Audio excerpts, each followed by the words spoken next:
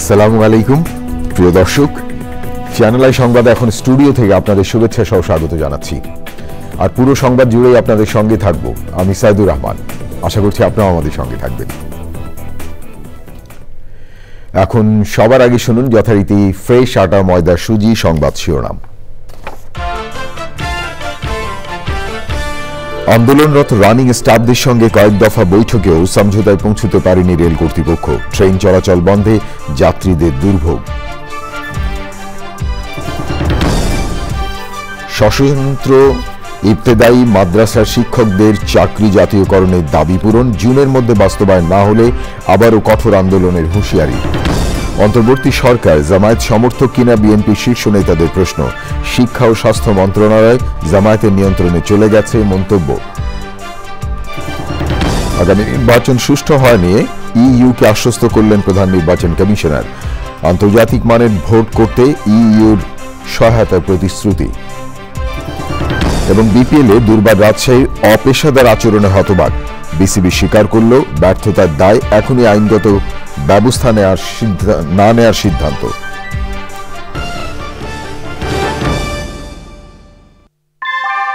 আমরা তৈরি করি বিশ্বমানের জার্মান প্রযুক্তির ভূমিকম্প সহনশীল থার্মেক্স রড, যা আপনার স্থাপনাকে নিরাপদ রাখে প্রজন্ম থেকে প্রজন্ম। সালাম স্টিল, মোস্ট ডিউরেবল স্টিল। ধন্যবাদ প্রিয় দর্শক আমাদের সাথে যোগ দেওয়ার জন্য। এতক্ষণ সংবাদ শিরোনাম শুনলেন, চলুন যাওয়া যাক পুরো খবরে। আর এখনকার এই সংবাদ আয়োজন একই সঙ্গে চ্যানেল আই ইউটিউব চ্যানেলে এবং চ্যানেল আই ওটিটি প্ল্যাটফর্ম আইস্ক্রিনে লাইভ স্ট্রিম হচ্ছে। দুপুর থেকে রেলের রানিং স্টাফদের নিয়ে কয়েক দফা বৈঠক করেও সিদ্ধান্ত আসতে পারেনি সরকার। কর্মবিরতি থেকে সরে আসতে রানিং স্টাফদের নিয়ে কমলাপুর রেলওয়ে স্টেশন এবং মন্ত্রণালয়ে আলোচনা হয়। বৈঠকে উপস্থিত ছিলেন রেলওয়ে সচিব, শ্রমিক সংগঠনের নেতারা, বিএনপি চেয়ারপারসনের বিশেষ সহকারী ও জাতীয়তাবাদী শ্রমিক দলের সমন্বয়ক অ্যাডভোকেট শামসুর রহমান শিমুল বিশ্বাস, জামায়াতে ইসলামী শ্রমিক সংগঠনের নেতারা। শিমুল বিশ্বাসে আশা রাতের মধ্যে সমস্যার সমাধান হয়ে যাবে, তবে সমঝোতা না হওয়া পর্যন্ত আন্দোলনে অনড় থাকবেন বলে জানিয়েছেন রেল শ্রমিকরা।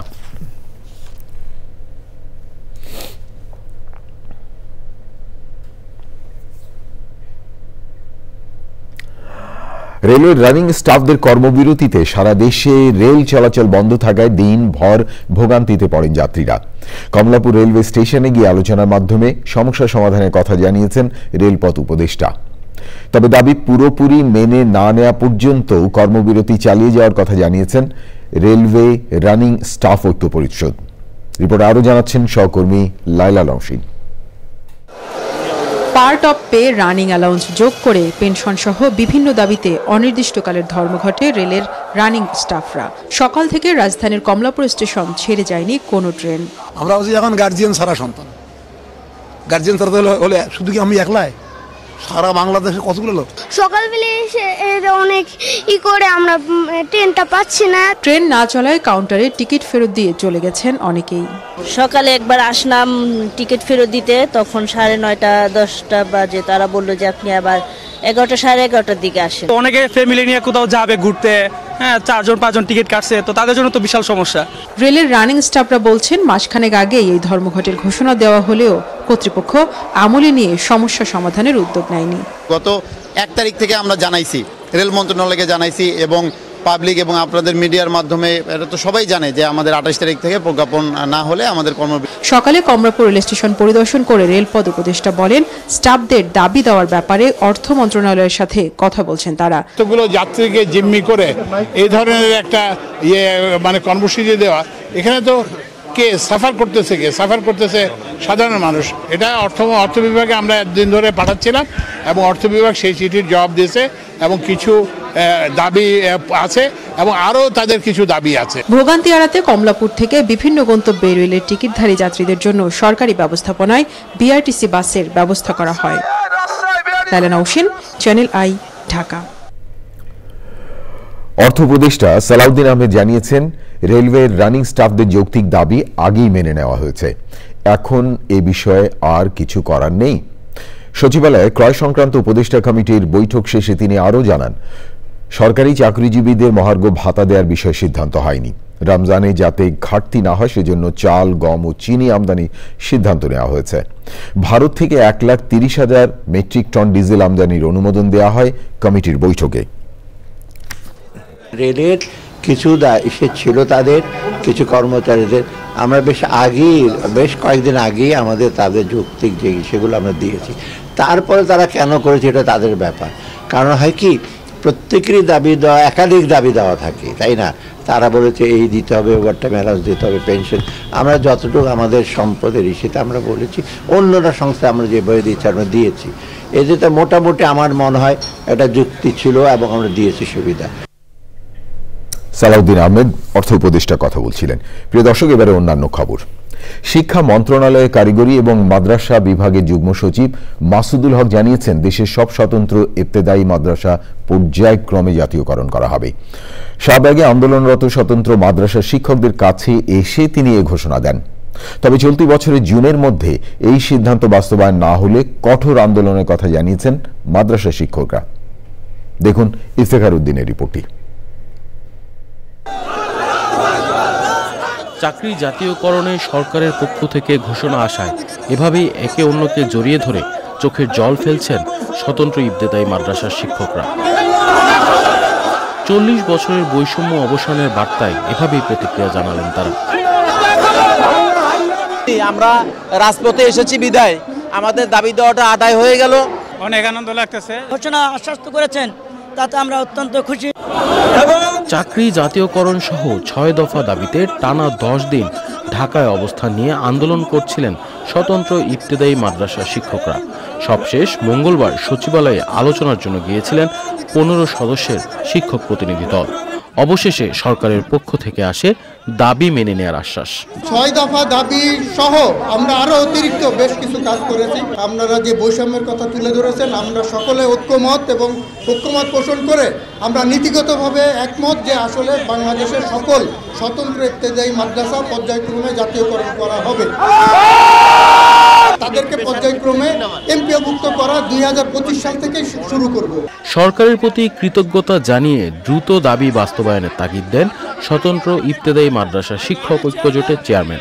সরকারের পক্ষ থেকে বা অফিসিয়াল কোনো কালক্ষেপণ করে যদি জুনের মধ্যে যদি সিদ্ধান্ত চূড়ান্ত না হয়, জুলাই মাসের 1 তারিখ থেকে আমরা 19 তারিখ থেকে যে কর্মসূচি পালন করেছি দেশের সকল শিক্ষক নিয়ে আমরা পরবর্তীতে কঠোর কর্মসূচি আমরা পালন করতে বাধ্য হব। প্রাক প্রাথমিক শ্রেণীর জন্য প্রতিটি স্বতন্ত্র ইবতেদায়ী মাদ্রাসায় একজন করে নতুন শিক্ষক নিয়োগ দেবে সরকার। Iftekhar Uddin, channel I, Dhaka. সংযুক্ত আরব আমিরাতের আবুধাবি পোর্টস গ্রুপ ও মাসদার বাংলাদেশ বন্দর উন্নয়ন, ব্যবস্থাপনা ও লজিস্টিক্স এবং নবায়নযোগ্য জ্বালানি খাতে বিনিয়োগের পরিকল্পনা করেছে। রাষ্ট্রীয় অতিথি ভবন যমুনায় আবুধাবি পোর্টস গ্রুপের এডিপিজি প্রধান নির্বাহী কর্মকর্তা আহমেদ ইব্রাহিম আল মাতাওয়া এবং এশিয়া প্যাসিফিক অঞ্চলের মাসদারের উন্নয়ন ও বিনিয়োগের প্রধান ফাতিমা আল মাদলুম আল সুয়াইদি প্রধান উপদেষ্টা অধ্যাপক মোহাম্মদ ইউনুসের সাথে সাক্ষাৎ করে বিনিয়োগের এই প্রস্তাব দেন। উপস্থিত ছিলেন বাংলাদেশে নিযুক্ত সংযুক্ত আরব আমিরাতের রাষ্ট্রদূত আব্দুল্লাহ আল হামউদি, প্রধান উপদেষ্টার প্রতিনিধি খলিলুর রহমান এবং এসডিসি বিষয়ক সিনিয়র সচিব লামিয়া মোর্শেদ উপস্থিত ছিলেন। যে দল জনগণ থেকে দূরে চলে যাবে তাদের পরিণতি 5ই আগস্টের মতোই হবে বলে মন্তব্য করেছেন বিএনপির ভারপ্রাপ্ত চেয়ারম্যান তারেক রহমান। খুলনা, সাতক্ষীরা, বাগেরহাট এবং বিএনপির 31 দফা কর্মশালায় দলটি নেতাকর্মীদের উদ্দেশ্যে কথা বলেন তিনি। তারেক রহমান আরও বলেন, মানুষ বিএনপির উপর আস্থা রাখতে চাইছে, এই আস্থা যারা নষ্ট করবে তারা ছাড় পাবে না।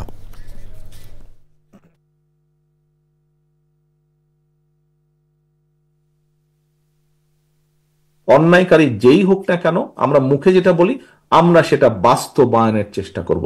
এর কোনো নড়চড় হবে না,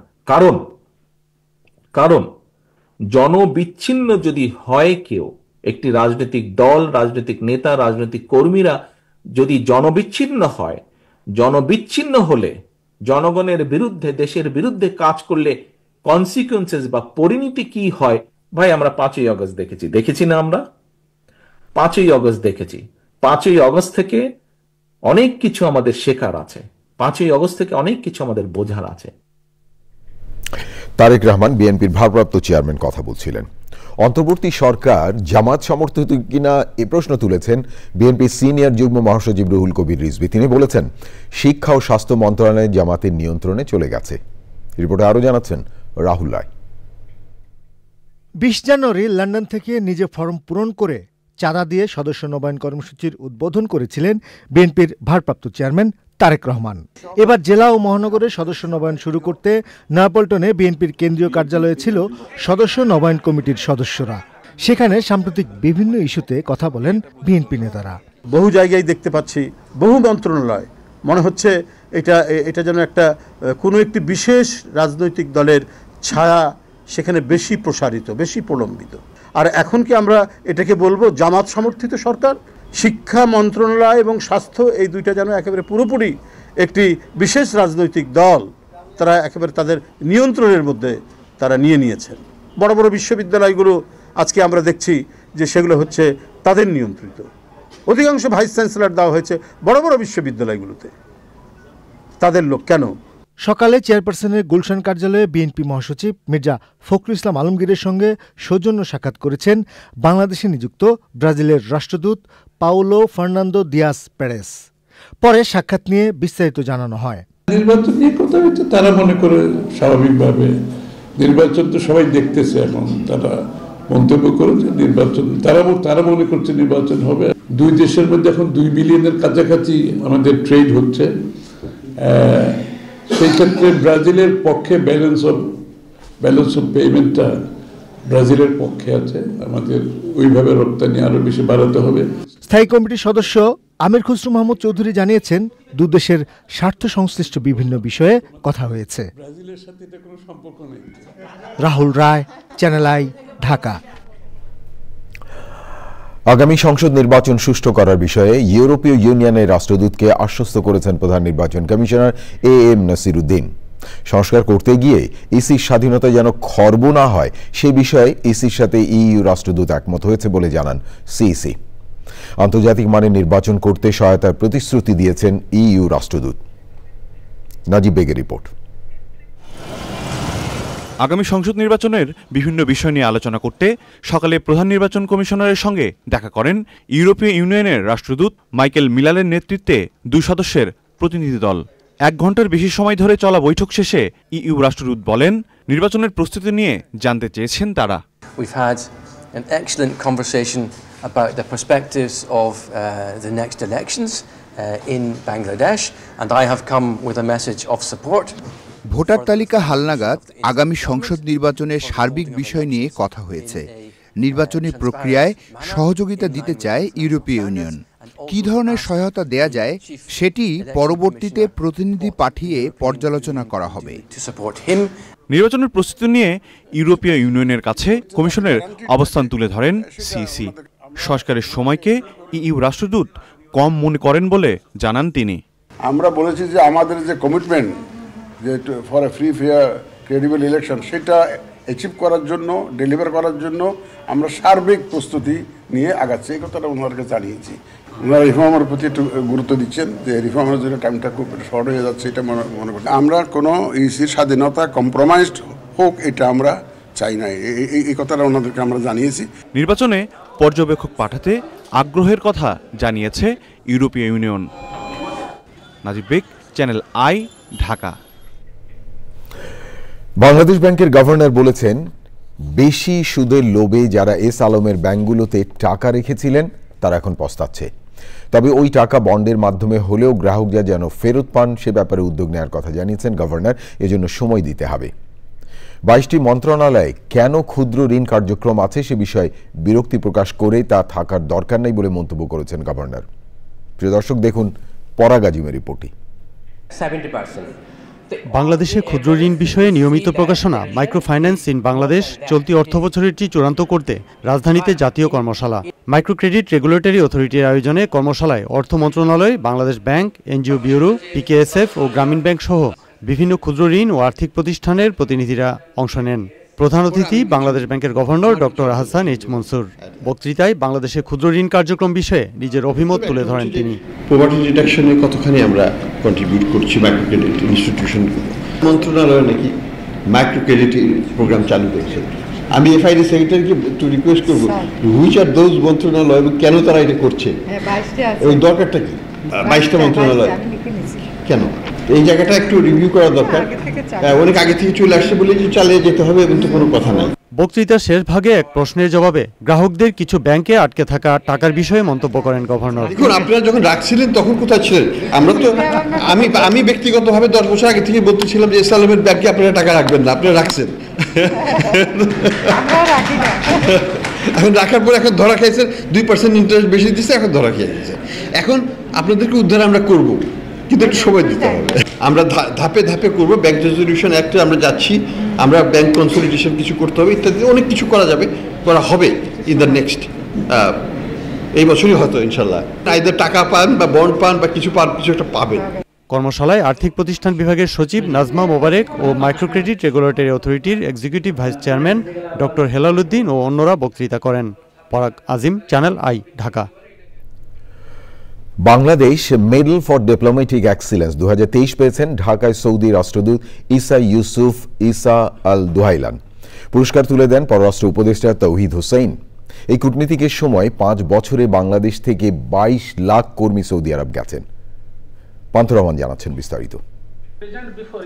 দ্বিপাক্ষিক সম্পর্কের বিভিন্ন খাতে অবদান রাখায় সেরা বিদেশি কূটনীতিককে সম্মানিত করতে তৃতীয়বারের মতো এই আয়োজন।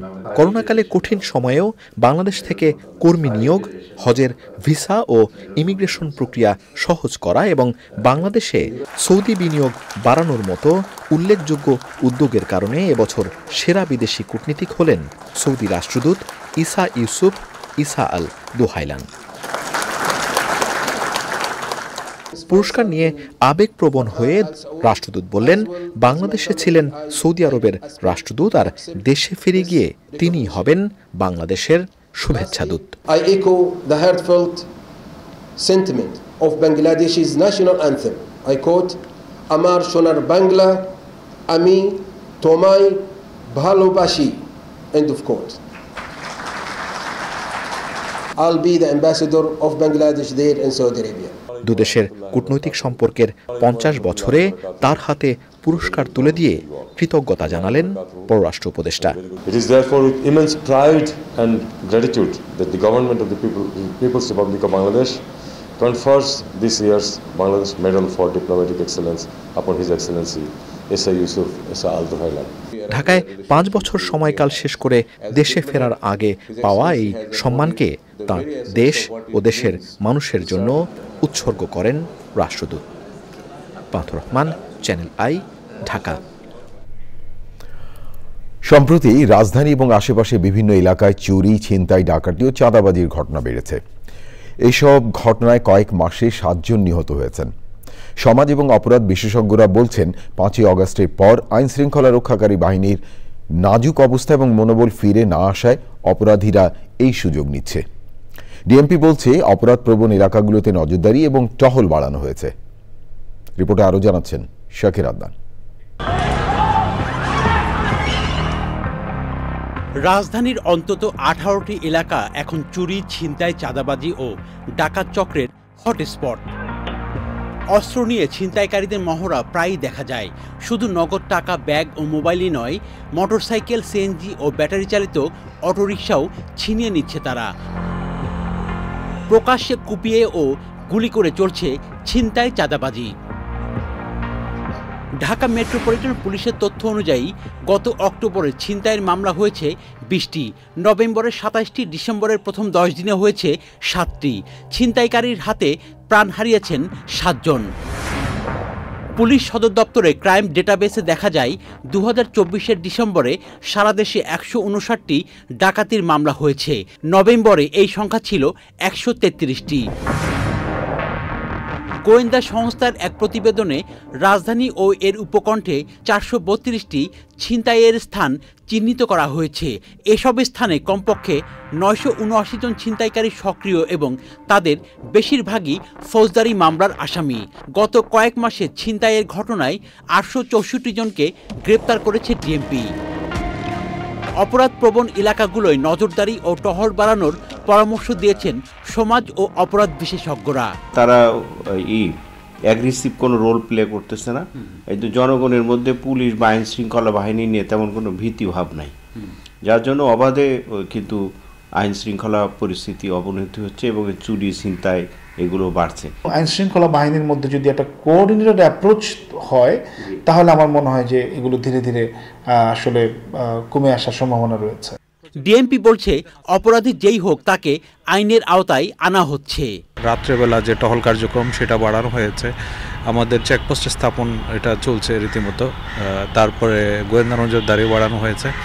আর যারা বিভিন্ন অভ্যাসগত অপরাধী রয়েছে, ছিনতাইকারী, চাঁদাবাজ, তাদেরকে আটক করা হচ্ছে এবং আইনের আওতায় নিয়ে আসা হচ্ছে। আইন শৃঙ্খলা পরিস্থিতির নিয়ন্ত্রণে সর্বোচ্চ চেষ্টা চলছে বলে জানিয়েছে police. Shakir Addan, channel I, Dhaka. নির্বাচনের জন্য বিএনপি চাপ দিলেও চলতি বছরের জুলাই আগস্টে জাতীয় নির্বাচন হওয়া সম্ভব নয় বলে মনে করে ইসলামী আন্দোলন বাংলাদেশ, খেলাফতে মজলিস ও জামায়াত ওলামায়ে ইসলাম বাংলাদেশ। প্রধান উপদেষ্টা ঘোষণা অনুযায়ী চলতি বছরের ডিসেম্বরে জাতীয় নির্বাচন হলে দেশের জন্য মঙ্গলজনক হবে বলে মনে করেন দলগুলোর নেতারা। তাফিমুল ইসলামের রিপোর্ট। 2025 সালের শেষ দিক থেকে চলতি বছরের শেষে অথবা আগামী বছরের মাঝামাঝিতে জাতীয় নির্বাচন হতে পারে প্রধান উপদেষ্টার এমন বক্তব্যের পর চলতি বছরে নির্বাচনের দাবি জানিয়ে আসছে বিএনপি। জুলাই আগস্ট এর মধ্যেই নির্বাচন সম্ভব। ইসলামী দলগুলো বলছে ডিসেম্বরে নির্বাচন না হলে অন্তর্বর্তী সরকারের বিষয়ে প্রশ্ন তৈরি হবে। সংস্কার চাই, তবে নির্বাচনটা খুব বেশি দেরি হয়ে যাক এটা আমরা চাই না। খুব বেশি ডিলে হওয়াটা আমি মনে করি উচিত হবে না। জুলাই মাসে বর্ষা হল আমাদের দেশে, বর্ষার নির্বাচন 15 মাস হয়ে যায়, কাজে নির্বাচনটা হওয়া উচিত। ডিসেম্বর পার না করা উচিত, আগে পার করলে কিন্তু প্রশ্ন উঠবে না। আসলে দেখেন, ডিসেম্বরের মধ্যে নির্বাচন আদৌ সম্ভব না, এটা আমি মনে করি। কারণ যে সংস্কারগুলি হাতে নিয়েছে সেই সংস্কারগুলি যদি না করা হয় তাহলে নির্বাচন অবাধ হবে না, গ্রহণযোগ্য নির্বাচন হবে না। ইসলামী দলগুলোর জোট করলে বহির্বিশ্বে বাংলাদেশ নিয়ে বিরূপ প্রতিক্রিয়া তৈরি হবে না বলে মনে করছেন এই শীর্ষ নেতারা। ইসলাম বলি তাদের জান বেরিয়ে যায়, তো এটা তো বলে লাভ নেই। ইসলামী শুধু আমরা কি ইসলামপন্থী, পিতা ইসলামপন্থী দল নাই, এরা কি গভর্নমেন্টের ঘরে যায় না? এই এতদিন পূর্বে যারা এটাকে ট্রাম্প কার্ড হিসেবে ইউজ করেছে, এটাকে হাতিয়ার হিসেবে ইউজ করেছে, তাদের ক্ষমতাকে তারা দীর্ঘমেয়াদী করার জন্য অস্ত্র হিসেবে এটা ব্যবহার করেছে। বাস্তবতা বিবর্জিত একটা বিষয়। আদৌ এদেশে জঙ্গিবাদ নেই, আদৌ এসে উগ্রবাদ নেই। নির্বাচন আয়োজনের জন্য যতটুকু সংস্কার প্রয়োজন সেটুকু না করলে নির্বাচন দিলে ফ্যাসিবাদী শক্তি আবার ফিরে আসার আশঙ্কা রয়েছে বলে মনে করছেন এই রাজনৈতিক দলগুলো। তাফহিমুল ইসলাম, চ্যানেল আই, ঢাকা। এবারে আই স্পোর্টস।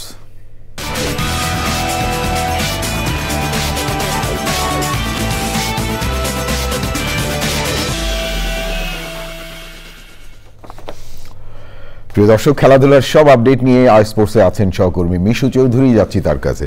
মিশু। সাইদুর, ধন্যবাদ আপনাকে। সম্মানিত দর্শক, সবাইকে শুভেচ্ছা সহ আমন্ত্রণ জানাচ্ছি আজকের আই স্পোর্টসে। আমি মিশু চৌধুরী আপনাদের সাথেই আছি। আর শুরুতেই থাকছে বিপিএল আপডেট।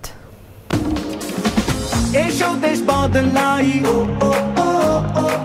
পৃথিবী বদলাই, আবার এলো বিপিএল, এলো বিপিএল। প্রিয় দর্শক, এবারে অন্যান্য খবর। জুলাই আগস্টে বৈষম্য বিরোধী ছাত্র আন্দোলনে সংগঠিত মানবতা বিরোধী অপরাধে অভিযোগে করা মামলায় গ্রেফতার দেখিয়ে 3 পুলিশ সদস্যকে কারাগারে পাঠিয়েছেন আন্তর্জাতিক অপরাধ ট্রাইব্যুনাল। প্রসিকিউশনে আবেদনের পরিপ্রেক্ষিতে এই আদেশ দেন আদালত। অভিযুক্ত পুলিশ কর্মকর্তারা হলেন মিরপুর জোনের এডিসি এম মইনুল হুসাইন ইসলাম, বরখাস্ত হওয়া শাহবাগ থানার সাবেক ইন্সপেক্টর অপারেশন আরশাদ হোসেন এবং এসআই চঞ্চল চন্দ্র সরকার। সকালে এসআই চঞ্চল সরকারকে আর দুপুর 1:30টায় এডিসি এম মইনুল ইসলাম এবং আরশাদ হোসেনকে ট্রাইব্যুনালে হাজির করা হয়। বৈষম্য বিরোধী আন্দোলন চলাকালে আন্দোলনকারী শিক্ষার্থীর মুখ চেপে ধরা পুলিশ আরশাদ হোসেনের মামলার পরবর্তী শুনানি আগামী 23 ফেব্রুয়ারি এবং রামপুরার মেরাদিয়ায় নির্মাণাধীন ভবনের কার্নিশে ঝুলে থাকা এক কিশোরকে গুলি করা এএসআই চঞ্চল ও মিরপুরে এডিসি মইনুল ইসলামের মামলার পরবর্তী শুনানি 24 মার্চ ঠিক করেছেন ট্রাইব্যুনাল। আন্দোলনের সময় একজন ছাত্রকে যে মুখ চেপে ধরেছিল সেই পুলিশ অফিসার ছিলেন আরশাদ, তাকে আজকে গ্রেফতার করে ট্রাইব্যুনালে হাজির করা হয়েছে। কার্নিশের সাথে ঝুলন্ত এক নিরীহ 18 বছর বয়স্ক ব্যক্তিকে বারবার গুলি করছিল সেটাও আমরা দেখেছি। সেই গুলিকারী ব্যক্তি চঞ্চল চন্দ্র সরকার, তাকে গ্রেফতার করে আজকে ট্রাইব্যুনালে হাজির করা হয়েছিল। আরেকজন আসামি এম মইনুল ইসলাম, সে মিরপুরের ঘটনায় অভিযুক্ত, তাকেও ট্রাইব্যুনালের গ্রেফতারি পরোয়ানা মূলে গ্রেফতার করে আজকে ট্রাইব্যুনালে হাজির করা হয়েছে। এই 3 জন আসামিকেই ট্রাইব্যুনাল একটি আদেশের মাধ্যমে কারাগারে প্রেরণের নির্দেশ দিয়েছেন। আমার হাতে আরো খবর আছে প্রিয় দর্শক, দেখতে থাকুন চ্যানেল আই সংবাদ।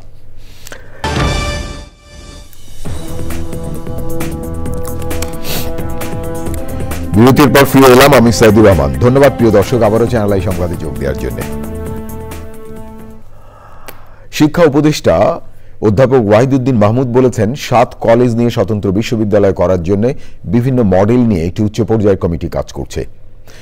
রাজধানী নর্থ সাউথ বিশ্ববিদ্যালয়ে ন্যাশনাল এডুকেশন অ্যান্ড ইনোভেশন ডায়ালগে অংশ নিয়ে তিনি জানান, উল্লেখিত কলেজগুলোতে এইচএসসি শিক্ষার্থী এবং বিসিএস ক্যাডারের শিক্ষকরা রয়েছেন, তাই এই বিষয়ে আলোকপাত করে শিক্ষার্থীদের দাবিকে আমলে নিয়েই ওই কমিটি সিদ্ধান্ত দেবে।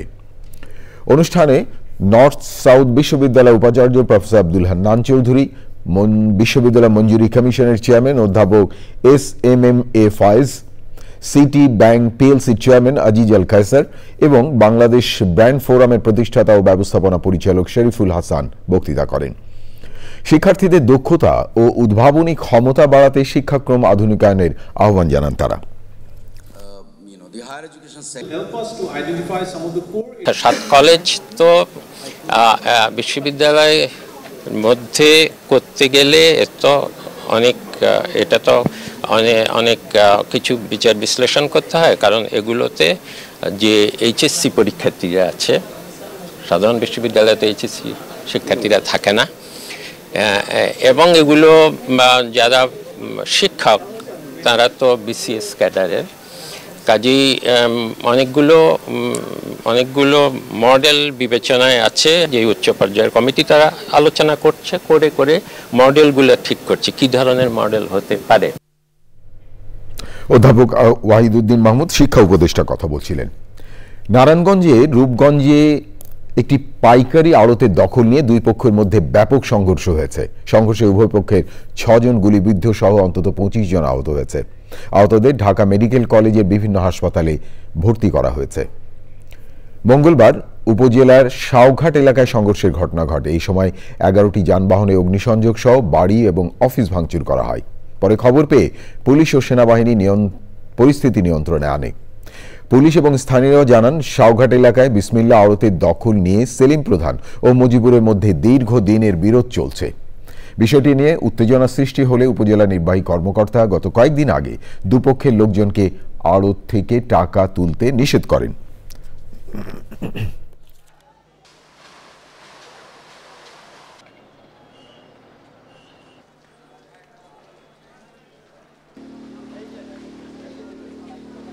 অগ্নিসংযোগের যে বিষয়টা, এটা অবশ্যই দুঃখজনক।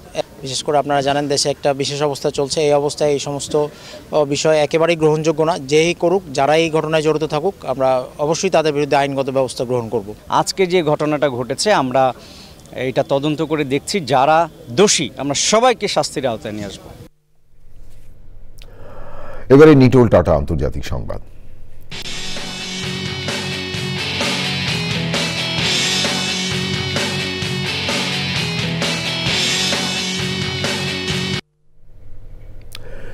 গণতান্ত্রিক কঙ্গোর গোমায় সেনাবাহিনীর সঙ্গে রুয়ান্ডার সেনা সমর্থিত M23 বিদ্রোহী গোষ্ঠীর মধ্যে সংঘর্ষে 17 জন নিহত এবং কমপক্ষে 370 জন আহত হয়েছে। বার্তা সংস্থা রয়টার্স কথা জানিয়েছে। গোমা শহরের দখল নিয়েছে বলে জানিয়েছে বিদ্রোহী জোট। শহরটিতে প্রায় 20 লাখ মানুষের বাস, তাদের বেশিরভাগই উদ্বাস্তু। এর আগে 2012 সালে M23 এই শহরের দখল নিয়েছিল। ওই অঞ্চলে কর্মরত জাতিসংঘ শান্তিরক্ষী বাহিনীর প্রধান জেফিয়েরে বলেছেন, M23কে সমর্থন দিতে রোয়ান্ডার কয়েকজন সেনা গোমায় অবস্থান করছেন। এই সংকট নিয়ে আবারও বৈঠক করবে জাতিসংঘ নিরাপত্তা পরিষদ। চলমান সংঘাতপূর্ণ পরিস্থিতিতে বাংলাদেশি শান্তিরক্ষীরা নিরাপদে আছেন বলে জানিয়েছে ISPR। এবারে আইস্ক্রিন সাংস্কৃতিক সংবাদ।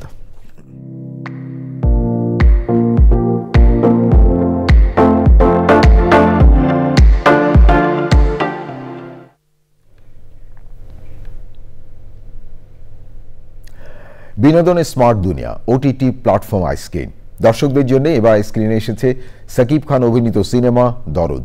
অনন্য মামুন পরিচালিত এই সিনেমায় সাকিবের বিপরীতে জুটিবদ্ধ হয়ে অভিনয় করেছেন বলিউড অভিনেত্রী সোনাল চৌহান। আর অভিনয় করেছেন পায়েল সরকার, রাহুল দেব, অলোক জৈন, রাজেশ শর্মা, তানভীর তারেক, ইন্তু, রীতিশ সহ অনেকে।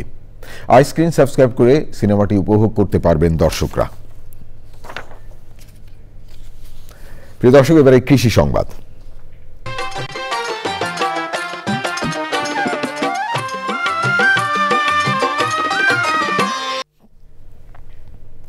ভোলায় এবছর ক্যাপসিকামের বাম্পার ফলন হয়েছে। বিস্তীর্ণ মাঠ জুড়েই ক্যাপসিকামের সমারোহ নতুন সম্ভাবনার দুয়ার খুলে দিয়েছে চাষিদের। স্থানীয় বাজার ছাড়িয়ে ঢাকা সহ দেশে বিভিন্ন জেলায় যাচ্ছে এই ফসল। প্রিয় দর্শক, ভোলা থেকে হারুনুর রশিদের পাঠানো তথ্য ভিডিও চিত্র নিয়ে দেখুন আল মকসিদের রিপোর্টটি। কয়েক বছরে ভোলার বিভিন্ন চরে, বিশেষ করে মাঝের চর, মদনপুর এবং ইলশা ইউনিয়নের চরাঞ্চলে ক্যাপসিকামের আবাদ শুরু হয়েছে। এবছর আবহাওয়া অনুকূলে থাকায় এবং সঠিক পরিচর্যার কারণে ভালো ফলন হয়েছে। চরের উর্বর মাটিতে ক্যাপসিকামের এমন উৎপাদন দেখে কৃষকদের মধ্যে নতুন উদ্যমের সৃষ্টি হয়েছে। 48% জমিতে ক্যাপসিকাম করছি, পরে চালান গেছে 2 লাখ টাকার লাগেন। এখন 4-5 বার বিক্রি হয়েছে, 5 বারে মনে আলমতে চালান আইছে। এখন বাকিটা এখন সামনের দিকে যা আসে আলমতে এটা লাভবানের সংখ্যা ভালো। চরের মনে করেন যে আগে তো ফানি কাজে ডুবে যেত, আল্লাহর রহমতে এবার ফানি কাজে হয় নাই। ফানি কাজে না হওয়াতে আমাকে গৃহস্থী ভালো আসালে দিলে। আমাদের বলার ক্যাপসিকামটা চট্টগ্রাম বা বিভিন্ন জায়গা, ঢাকা, কারণ বাজার, শ্যামবাজার, যাত্রাবাড়ি, এগুলো আমরা বিক্রি করি। এই বিক্রি করার দায়িত্ব দেওয়া যায় অনেক লাভবান কৃষক, আরো দিন দিন কৃষক বাড়তে আছে। ভোলায় এই মৌসুমে 89 হেক্টর জমিতে ক্যাপসিকামের আবাদ হয়েছে, যা গত বছরের 74 হেক্টরের তুলনায় বেশি। ইতিমধ্যে ফসল হারভেস্টিং শুরু হয়েছে, কৃষক ভালো ফসল পাচ্ছে এবং তাদের ভালো লাভ পাবে, তাদের প্রত্যাশা। আমরা তাদের সাথে কথা বলেছি, কৃষি বিভাগ তাদের পাশে আছে, তাদেরকে কারিগরি পরামর্শ দিয়ে যাচ্ছে। উপসহকারী কৃষি কর্মকর্তারা তাদের সাথেই আছে এবং তাদেরকে প্রশিক্ষণের আওতায় এনে তাদেরকে কারিগরি জ্ঞানে সমৃদ্ধ করা হচ্ছে। শুধু কৃষকের জীবিকাই নয়, এ ফসল ভোলার অর্থনৈতিক ভিত্তি মজবুত করতে গুরুত্বপূর্ণ ভূমিকা রাখবে বলছে কৃষি বিভাগ। আল মুকসিদ, চ্যানেল আই। এবারে প্রকৃতি সংবাদ।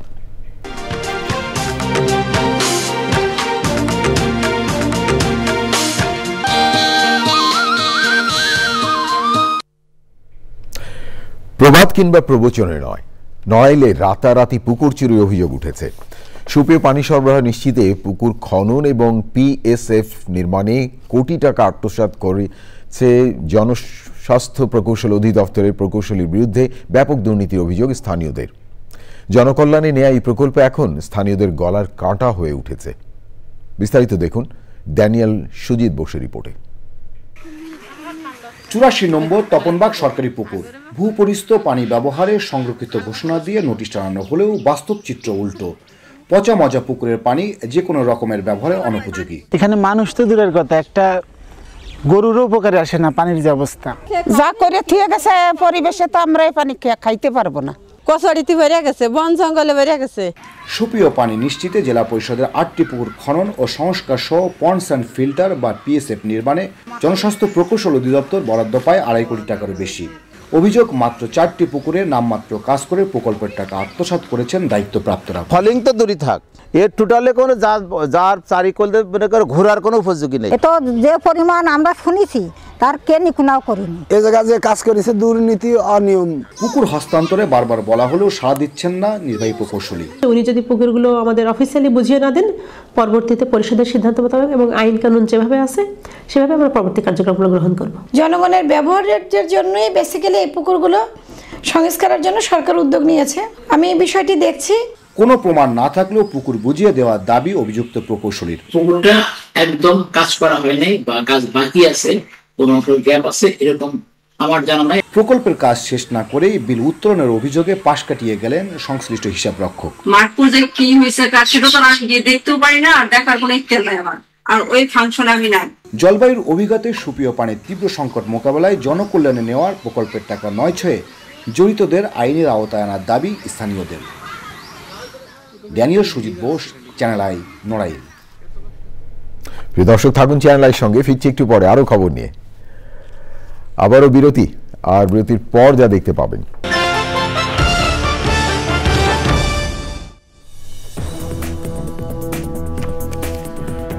প্রিয় দর্শক, বিরতির পর ফিরে এলাম চ্যানেল আই সংবাদে আরো খবর নিয়ে। আপনাদেরকে আরেকবার স্বাগত জানাচ্ছি। সাবেক প্রধানমন্ত্রী শেখ হাসিনাকে ভারত থেকে ফিরিয়ে আনা সম্ভব বলে জানিয়েছেন দুর্নীতি দমন কমিশন দুদক।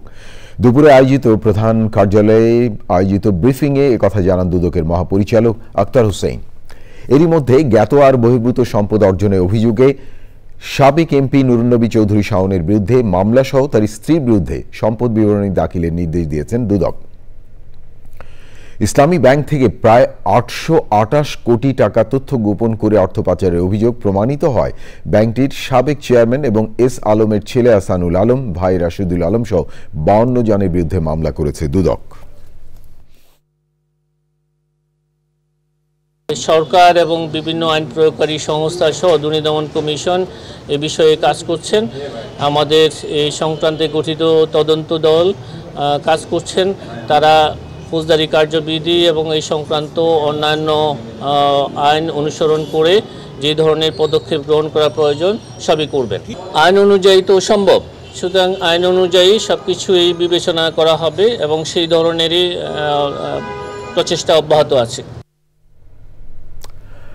বেক্সিমকোর চালু থাকা দুটি কোম্পানির শেয়ার বিক্রি করে বন্ধ করে দেওয়া কারখানাগুলোর শ্রমিকদের পাওনা পরিশোধের সিদ্ধান্ত নিয়েছে সরকার।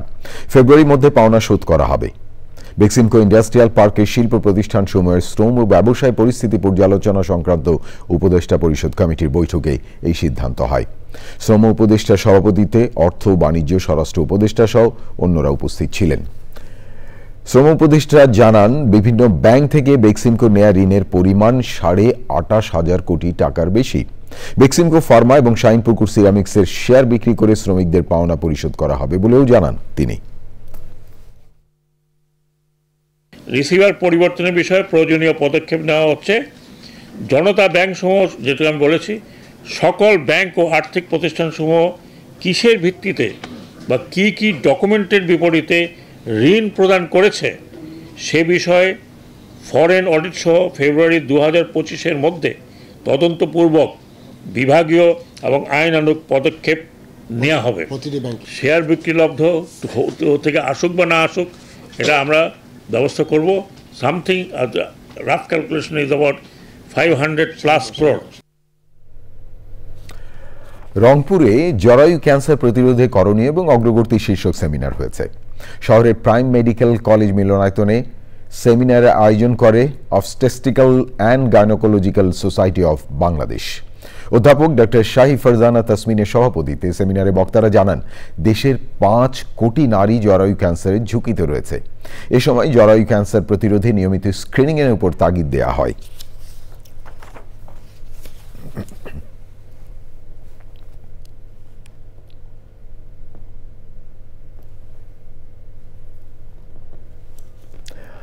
রাজধানীর উত্তরায় ঢাকা রয়্যাল ক্লাব লিমিটেডের হলরুমে জাগরণ শিক্ষা ফাউন্ডেশনের উদ্যোগে জাগরণ শিক্ষাবৃত্তি 2024 প্রদান করা হয়েছে। সংগঠনের সভাপতি আলমগীর হোসেনের সভাপতিত্বে ও সাধারণ সম্পাদক মোহাম্মদ ওসমান গনি শুভ্র সঞ্চালনায় অনুষ্ঠানে প্রধান অতিথি হিসেবে উপস্থিত ছিলেন। শিক্ষার্থীদের হাতে বৃত্তি প্রদান করেন। গ্রুপ ডিলিউশনের চেয়ারম্যান ঢাকা রয়্যাল ক্লাব লিমিটেডের প্রেসিডেন্ট জহির রায়হান। অনুষ্ঠানে উপস্থিত ছিলেন ইনভিশন গ্রুপের চেয়ারম্যান আলমাস আহমেদ সহ বিশিষ্টজনেরা। সারা দেশ থেকে মেধার শীর্ষে থাকা 50 জন শিক্ষার্থীকে নগদ অর্থ, সার্টিফিকেট, ক্রেস্ট ও মেডেল প্রদান করা হয়। প্রিয় দর্শক, সবশেষ খবরগুলো নিয়ে আবারও ফিরে এলাম চ্যানেল আই সংবাদে। আপনাদেরকে আরেকবার স্বাগত জানাচ্ছি। ঢাকা ইন্টারন্যাশনাল ইউনিভার্সিটির ৮ম সমাবর্তন হয়েছে। রাজধানী মিরপুরে আয়োজিত অনুষ্ঠানে সমাবর্তন বক্তা ছিলেন ঢাকা বিশ্ববিদ্যালয়ের উপাচার্য প্রফেসর ডক্টর নিয়াজ আহমেদ খান। বিশেষ অতিথি ছিলেন বিশ্ববিদ্যালয় মঞ্জুরি কমিশনের সদস্য ডক্টর মোহাম্মদ আনোয়ার হোসেন। শিক্ষা মন্ত্রণালয়ের বিশেষ সহকারী প্রফেসর ডক্টর এম আমিনুল ইসলামের সভাপতিত্বে সমাবর্তনে বক্তব্য রাখেন বোর্ড অব ট্রাস্টিজের চেয়ারম্যান ব্যারিস্টার শামীম হায়দার পাটোয়ারি, অধ্যাপক doctor Ganesh Chandra Saha, doctor Mohammad Shahidul Kader Patwari, advocate Shahid Kamal Patwari সহ অন্যরা।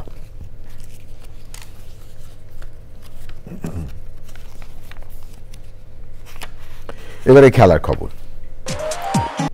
প্রিয় দর্শক, এই ছিল আপনাদের জন্য আমাদের সকল আয়োজন। তবে যাবার আগে ফ্রেশ আটা ময়দা সুজি সংবাদ শিরোনাম আরও একবার। আন্দোলনরত রানিং স্টাফদের সঙ্গে কয়েক দফা বৈঠকেও সমঝোতায় পৌঁছতে পারেনি রেল কর্তৃপক্ষ, ট্রেন চলাচল বন্ধে যাত্রীদের দুর্ভোগ। স্বতন্ত্র ইফতেদায়ী মাদ্রাসা শিক্ষকদের চাকরি জাতীয়করণের দাবি পূরণ, জুনের মধ্যে বাস্তবায়ন না হলে আবারও কঠোর আন্দোলনের হুঁশিয়ারি। অন্তর্বর্তী সরকার জামায়াত সমর্থিত কিনা বিএনপি শীর্ষ নেতাদের প্রশ্ন, শিক্ষা ও স্বাস্থ্য মন্ত্রণালয় জামায়াত নিয়ন্ত্রণে চলে গেছে মন্তব্য। আগামী নির্বাচন সুষ্ঠু হওয়া নিয়ে ইইউকে আশ্বস্ত করলেন প্রধান নির্বাচন কমিশনার, আন্তর্জাতিক মানের ভোট করতে ইইউ এর সহায়তার প্রতিশ্রুতি। এবং বিপিএল এ দুর্বার রাজশাহীর অপেশাদার আচরণে হতবাক, বিসিবি স্বীকার করল ব্যর্থতার দায়, এখনই আইনগত ব্যবস্থা না নেওয়ার সিদ্ধান্ত।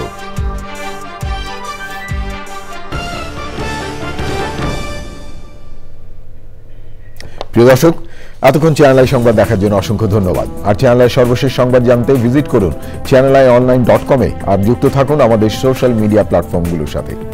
প্রিয় দর্শক, ভালো থাকবেন আর ভালো রাখবেন সবাইকে।